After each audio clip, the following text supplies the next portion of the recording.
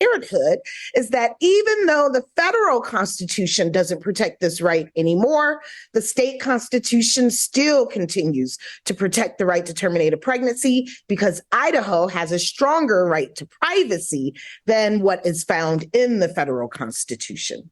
Interesting argument on the state side, though. Shakira says now, of course, Idaho can argue that it's free to regulate abortion thanks to the revocation of Roe versus Wade.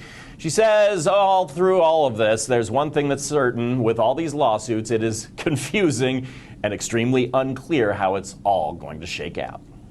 So how did we get here? When the U.S. Supreme Court overturned Roe v. Wade in June, the power to regulate abortion reverted to individual states, and many states like Idaho are now scrambling to figure things out. In our state, we have multiple laws banning abortions and 3 pending lawsuits. Our Nicole Camarda joins us to help sort out all of those details. Nicole?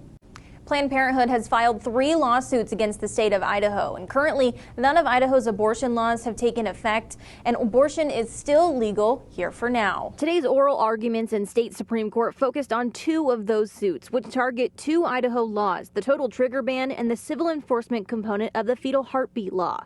Idaho lawmakers passed the trigger ban law in March of 2020, but it was designed to not take effect until the Supreme Court's ruling automatically triggered it. It bans almost all abortions with few exceptions for rape, incest, or if the mother's life is in danger, and includes criminal penalties for doctors. Planned Parenthood filed a lawsuit to block the total trigger ban, stating the language is too vague, making it confusing for physicians to decide what procedures are necessary. If the challenge fails, the ban is set to take effect August 25th. The other pending law challenge today is the 6-week abortion ban, which amends the Fetal Heartbeat Protection Act. It includes a civil enforcement mechanism passed by the legislature earlier this year and is inspired by a Texas bill.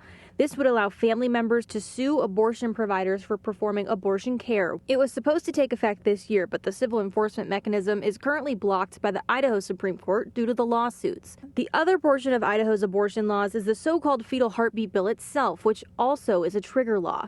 The law passed bans abortions after roughly 6 weeks with a criminal provision that would punish providers with prison time of up to 2 to 5 years and possibly revoke their medical license if they violate the ban.